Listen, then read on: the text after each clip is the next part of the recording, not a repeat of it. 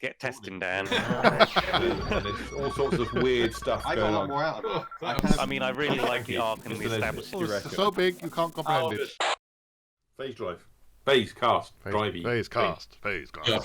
Should we kick off? Are you ready? Yeah. What are we starting with? Bad Batch, I guess. We just get that done. And remember, Dan and Elliot and Dave have not seen it.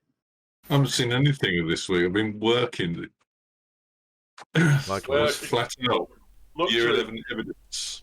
Your great TV watching softies. Aye. TV luxury. Bad Batch.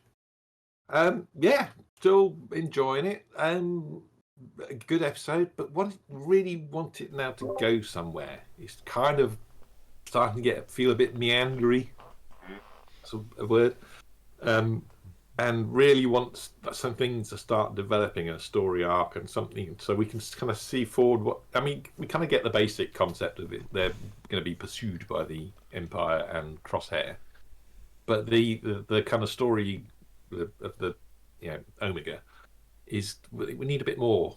I feel it's starting to feel to me like it's a little bit drifting. It doesn't start to grab hold of some sort of story arc or something soon. It's gonna kind of just go right. It's gonna meander. That's my take on it. Still enjoying it, still love it, but come on, let's do something with it. That's what I feel.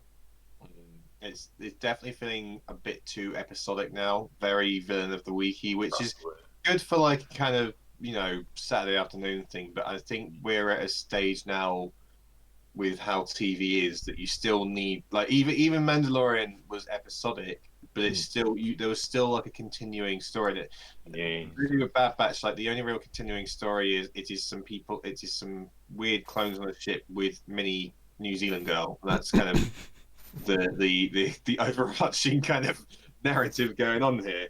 It was cool that we finally saw Fennec show up. I was wrong. I thought she was one of the recruits. Turns out she just showed up on that planet just because. I'm enjoying it, but one thing I will say is I'm not like buzzing each week to see the new episode. It's like, oh, there's a new episode. That's cool. It's Star Wars, good. It's not bad. It's well animated. I was much more excited to see Clone Wars each week, the final season, because I knew it was going somewhere. Bar those weird episodes with the sisters, what was the point of that? Anyway, so But Bad Batch, I'm enjoying it, but you're right. It's just starting to be a bit too episodic, and it kind of needs to kind of figure out what it's trying to do now. And Well, right. I'm looking forward to when everyone can catch up. We can kind of rediscuss it. Anyway, You might be waiting a while for that. well, yeah. The other thing I've watched this week or finished watching was the new Love, Death and Robots. Oh yeah. Sam started that, And didn't disappoint. Good. Not everything is perfect, but it is. Last episode. Right. I'm trying to remember what the last episode was all about. The giant lying on the beach. Yeah. That was a very unusual. Yeah, it just didn't. Expecting to wake up and smash everyone, And, yeah, it just didn't really kind of go anywhere, and it's. But I think that was deliberate. That was kind of a bit more subtle, wasn't it? But subtle isn't kind of like the nature of Love, Death and Robots. I liked it because it wasn't kind of in the same vein as everything else. It didn't fall into expectations. And I know that frustrates a lot of people. I mean, look at Game of Thrones. But I quite like that. Was it written by the guy who did Line of Duty by any chance? No. Oh. No. Mercurio, Oh, no, they're not. Oh, yeah. Anyway, but yeah, again, it kind of it's credit to the series that they actually put that in. Yeah, something a bit different.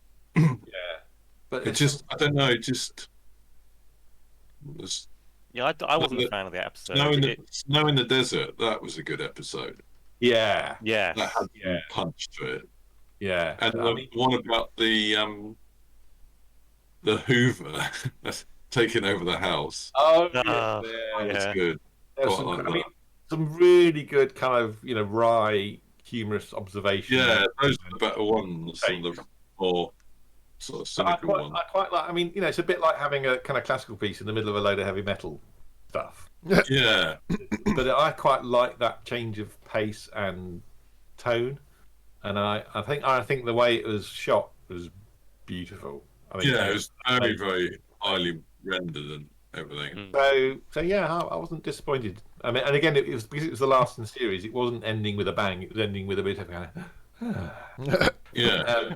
So Is that the end of the series? Are they going to add another sort of chunk? I don't know. Because they all kind of came out at once, so they're going to. I'd be happy if they did, but maybe it's just the 8 or 9 or whatever it is. I've also been rewatching some of the first series because there's that one about the robots doing a little tour. Yeah. I can't Oh, remember yeah, ever having seen that. That one's so good. And I watched the first series like a year ago, or probably longer than that, when I was recovering from the appendix op and all that stuff. Oh, One of the right. things I watched while I was on I the see. sofa, kind of vegging out. That was 2 years ago, I think. Blimey. So I'd forgotten some of it. So I've been rewatching some bits. Yeah, the first series got some cracking stuff in it. Yeah, that one about the girlie controlling the big monster fight thing. Sunny's And Edge. then it's not. Yeah, Yeah, that was. That's That- my I like favourite the one. twist again for that. That's Yeah. based on a story that I've heard that story before. I'm not sure if that's the original story, but a lot of them are based on stories by certain authors. Yeah. But that's a familiar one for me. That kind of tale. But Yeah. the way it's done. Nice twist. Yeah. on the As end soon, of as soon as she got shot, I thought, I think I know what's going to happen. Yeah. Yeah. I don't think yeah. season 2 reaches quite the same heights as Sunny's Edge, the one that we're talking about, or Yeah. maybe Yeah. even into the was it Beyond the Aquila Beyond the Rift? Aquila Yeah, that's. Yeah. Yeah, think I feel like rewatched those that were as the- well. Yeah, I think those were the set pieces that Netflix really tried to push because I think they were the longest episodes as well. Yeah. But yeah, for me, I preferred series 1 over series 2, but same good storytelling. Yeah. Yeah, I might have to dive into that tomorrow. I keep forgetting about Love, Death and Robots.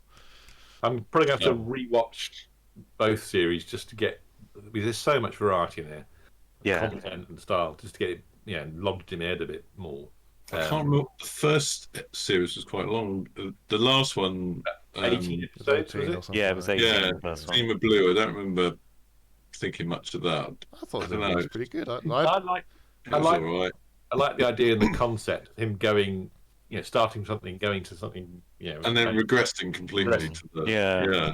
I like that. I thought that was fairly clever. Yeah. And the blue was the colour of the tiles of the swimming pool that he. Yeah.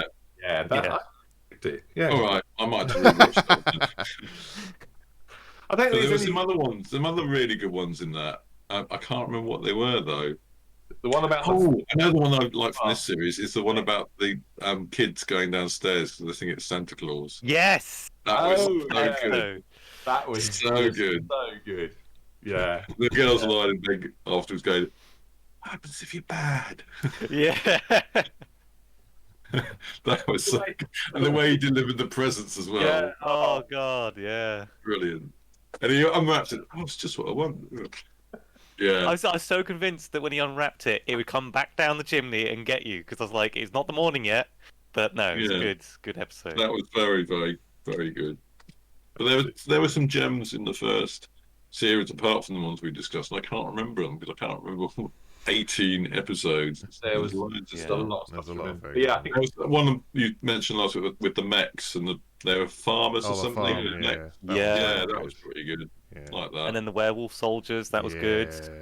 I quite like the secret wall, the very last episode. Oh, the like Russian Russia. thing. Oh, Yeah, yeah. that was really That was cool. good. Yeah, I forgot about that one. Yeah. That was really awesome. Sam, I know you haven't got much time, but it will take some time out to watch. Yeah, it's I definitely worth a look. I think you'd enjoy it. Yeah, I'm Lot- gonna get on right, series 2 lot- tomorrow. So It would actually be good to get your take on it as a kind of filmmaker and see what you think. But I can't fault it at the moment. I mean, not every episode is as strong as some of them, but it's just the variety of content. I quite like that. I quite like the variety Yeah, of style. yeah. Of content. as an ex-animator, I spend a lot of time just drooling over the visuals. To be honest, it's just so, Yeah, so totally nicely animated. rendered. It's just like Unbelievable. Yeah. Photoreal 3D stuff. Yeah. really good. Yeah, The other thing we've been watching is The Crown, and that's still really entertaining, really good. And obviously, if we're eating, and Hannibal is not really going to be suitable, it's good to have something else. Almost finished Shadow and Bone.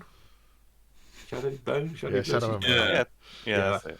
I took a look at that and went, I think Yeah, I've seen this before. it's not the best thing I've ever watched, but it's enough to keep me interested. Which I think I'm reasonably easy to please, but if something hasn't got some story arc to keep the interest, then I'll lose. I might have to go back to it and give it another go. It reminds me of something called a series called Curse, which they did Yeah, one season of. that's what put me off watching it originally. Is I'm like, but Neil says it's not the same as Curse. All right, Yeah, because Curse I liked.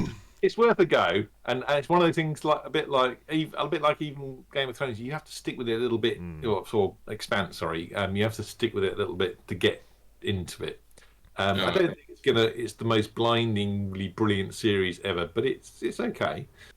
And then we've been continuing with a bit of Hannibal, and we got up to the totem pole episode on that, and that one. yeah, And grim.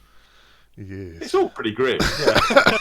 Yeah, but more so. Somehow. The dinner party. Oh, jeez. Anyway. Yeah.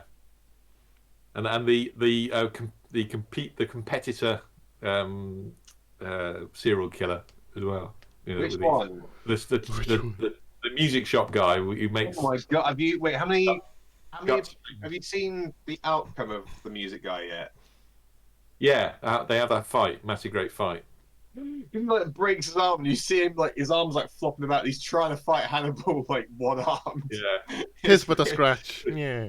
Pretty good fight scene, I thought. Or because the music guy, the reason that Hannibal knows him is because of one of his clients, his therapy clients, and it's that big guy. And he's from what's it called?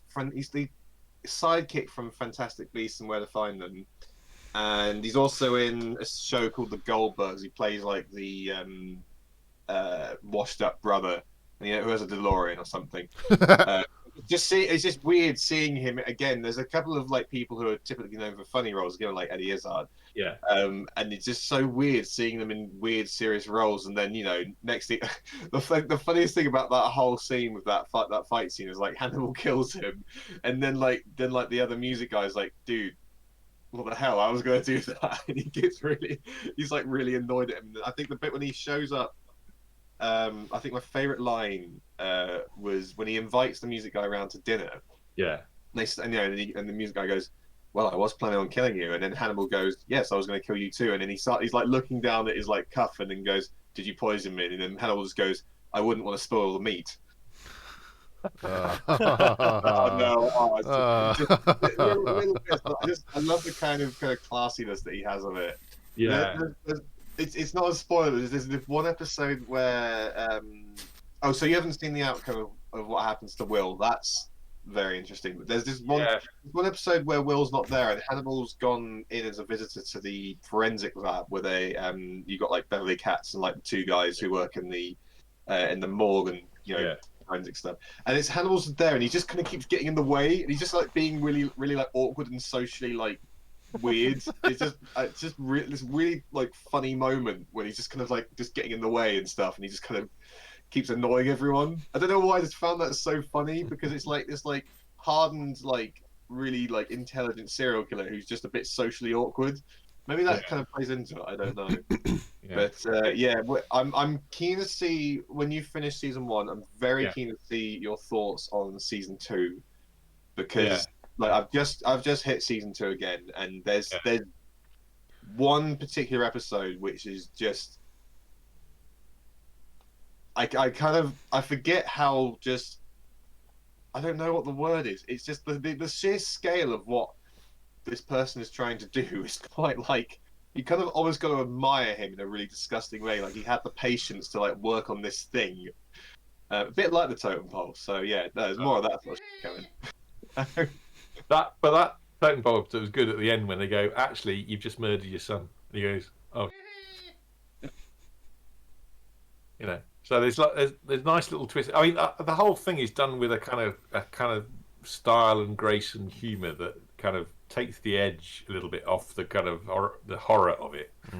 And it's just very compulsive watching, you know. And I think the casting is just spot on. And Gillian Anderson has now turned up, and you know, I think the casting is spot on, fantastic. So yeah, it's keeping our interest. So yeah, Cool.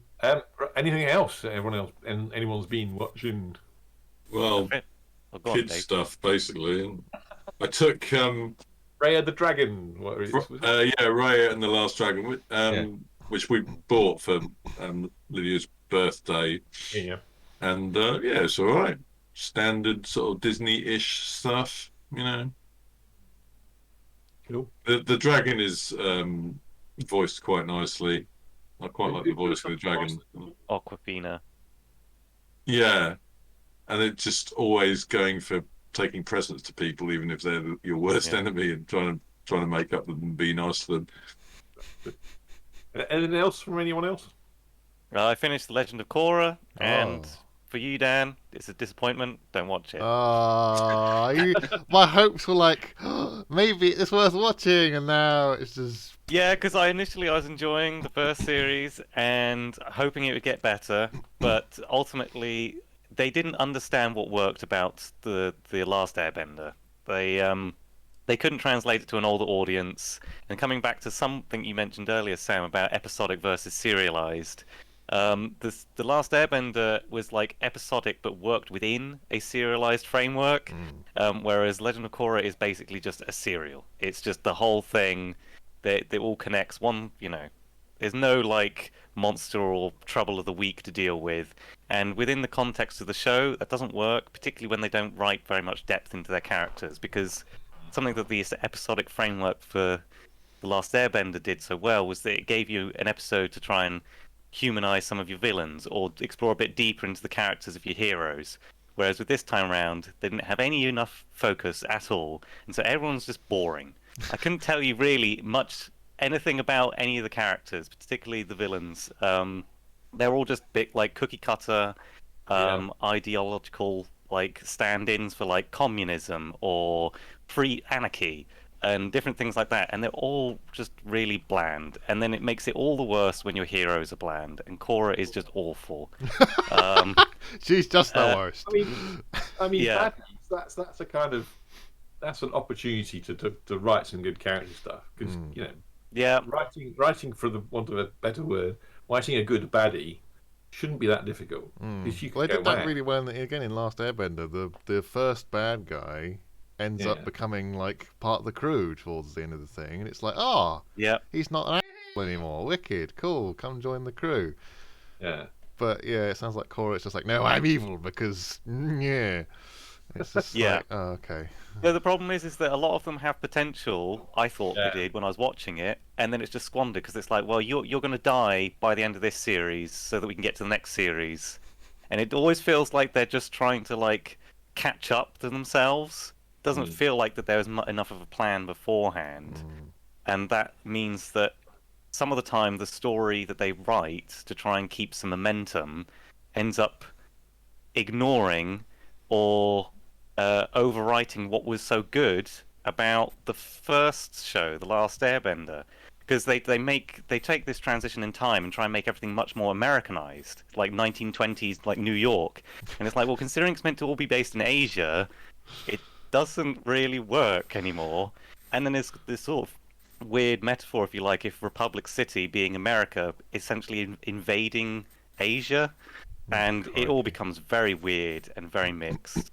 So that's my review. Don't bother. So would you say don't bother at all, or just watch the first series, or what's the? I'd say don't bother at all, because you'll get your hopes up. Oh, okay. You'll watch it and you'll think, oh, it's going to go somewhere, and then no. Well, It sounds that suits me. Avoid.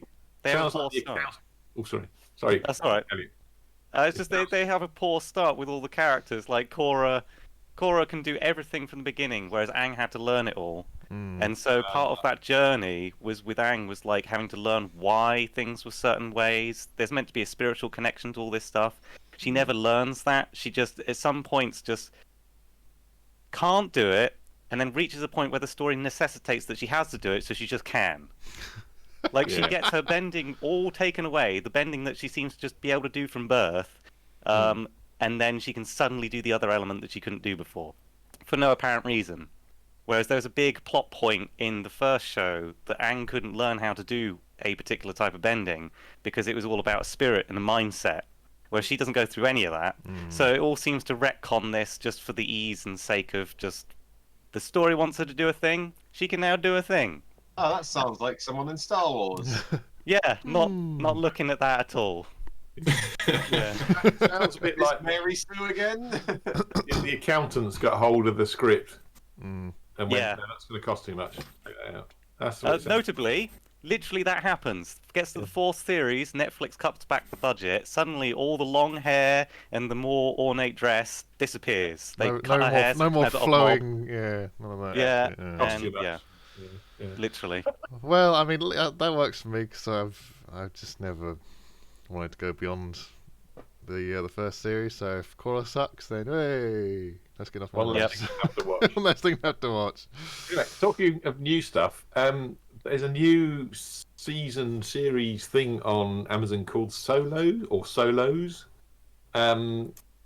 which is kind of it's got some fairly heavyweight actors like Morgan Freeman, Anne Hathaway, etc., etc.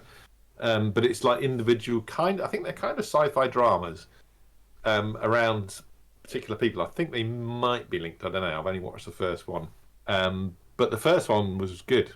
Yeah, it was interesting, and it's much more kind of character based rather than technology based. Lots of potential holes in the technology questions. I mean, you could probably pick that apart, but just the kind of drama of it was quite good, I thought. So I'm going to carry on with that and see where it goes. Okay. But yeah, I mean, some heavyweight acting talent in the cast. So that's one to have a look Oh, at. is that the one? It's got like Helen Mirren That's and it. like other, and they're all like dotted stories, and only a couple of them. Our good friend, the new Captain America. Yeah. So I can't really say what's his name again. Sam knows. Not a selling point Sam? as far as Dan concerned. Sam. Wyatt Russell. Well, Is that that's what I say, yeah. Oh, so you don't mean the No. I mean not. Oh, you mean thingy? Oh. Yeah. Sam Wilson. Oh, Anthony Mackie, yeah. That's it. Thank you. Why can we just remember his name? Anyway. Falcon, that guy, you know. Falcon. Yeah, him. Yeah. So it's, one of the episodes got him in it, and I think he's great. So I'm looking forward to that one. Yeah. Cool. Cool beans. Can we do a quick talk about Eurovision, then finish it there? If we have Yeah, to. go on. You guys can do it. I will. I didn't watch it, but Neither did there was a couple of artists I wanted to have a look at. So on the YouTube channel, they put the videos up, which is quite nice. And I thought Italy's entry was great. I mean, it was just 70s rock, just glam rock. It was Red Hot Chili Peppers, basically, wasn't it? Kind of. I mean, Pretty much. It was a kind of, but I like the fact that they're all got platforms on, and the bassist looked like Suzi Quattro and used the same bass as Suzi Quattro. The guitarist is a bit of a kind of Mick Ronson lookalike. So yeah, I just the whole thing, and the song was pretty good, even though it was sung in Italian, and why not? I just the whole vibe was good, and it wasn't Eurovision-y. At the end, I don't know if you caught this, he shouted something, because they do that thing at the end and go, yay, and he shouted, rock and roll will never die, and you're like, okay. Yeah, it was kind of I was cliche. enjoying it, so that point. Yeah. Just don't say things like But it frustrates me. I mean, the British entry, there's nothing particularly wrong with the British entry in terms of a commercial song, right? But it just, there are worse. This is the thing, isn't it? There were worse songs. God, yeah. I mean, the British German one. entry. Jeez. Germany, yeah. As commentator, who was the commentator? What's his name? Graham Norton. Yeah. He's I quite like his commentating. He said, "This is Marmite." Yes. Yeah. No, it's not good. It's just, oh, that was, yeah. We are a country that gave the world the Beatles, Rolling Stones, Cream, Led Zeppelin. You know, Yeah. why can't we do a good rock song? Yeah. Don't care if it bombs. Just How keep did doing how good did rock. Iceland's do? Because that was Iceland. I like Iceland. I think that was kind of metal, wasn't it? It was like rap metal. It was basically Linkin Park. You're thinking of Finland. Finland, yeah. It was kind of a Linkin Park kind It was Linkin Park, basically. Good, But all right. But why not? Iceland was the kind of pop Oh, quintet. yes, I liked Iceland as well. And I Slightly loved the fact interesting that jumpers, but just a bit kind of kooky and different. yeah, quite like that. Not trying to be cool and most of the rest of it. I had a quick scan through on the they do the Keyboards. Circular keyboards. Yeah, which all joined at some point. Yeah. And they're doing a solo, which is kind I of posted on interesting. that on my claim. So yeah, definitely. One of the best comments by Graham Norton was there's a group, I think it's Portugal, like a female trio, girly group. And he went, not so much Destiny's Child as Destiny's inappropriate auntie. Watch it and you go, They were very. yeah, Yeah. That's it. Yeah. Again, I thought that was not as good a song as the British one. I don't think the British one was amazing, but their song was less amazing. And there's another group, I think it was Montenegro or something, and there was a woman dressed in white with 4 male dancers, and her voice wasn't great, and the tune wasn't that good, and you're like, this is better than the UK? Don't know. So yeah, there was some politics going on there. There always is. Yeah. That's the problem with Eurovision. You can't actually base it on talent because it's just, I don't like that country. I'm not going to vote for them. I mean, if you want to read on how all the European countries are feeling about one another, just watch the Eurovision song contest. Yeah. Who do they like the most? 12 points. There you go. Pretty much. We're obviously not popular at the moment. I reckon we would have a better shot if we actually put like a proper recognised art. Imagine if we put like Liam Gallagher or something on there. I think like, we have in previous years. Yeah. Bill Bailey's put himself forward for next year. Put himself I think he would do a good job. Yeah. I thought someone like Lewis Capaldi. Well, I don't care really whether he does or not. It'd be great to watch. Yeah. Just get him on there just to see what he comes Yeah. up with. If somewhere like Scotland do end up getting their independence, then Scotland would probably do quite well. I think it's Yeah. Biffy there. You got Biffy, big country, whole bunch of people from Scotland could do it. Yeah. Be great. Biffy at Eurovision. Yeah. I'd vote for that. No problem. I don't care. I wouldn't even have to hear it. I'd just vote for it because it's Biffy. Just vote for Simon Neil's beautiful beard. Yeah. Yeah. good. The fact, no, he's a strap player, so that does it for me. Yeah, and he plays PV amps. Yeah. Yeah. I don't Strap know player. more until Marshall and Fender and stuff these days, but still. Anyway, right. I think that's probably enough for this week, don't you, gents? Yeah. Yep. Yeah. Right. Can we leave it there then? All right. Yeah. Right. So keep watching. More for next week. Indeed.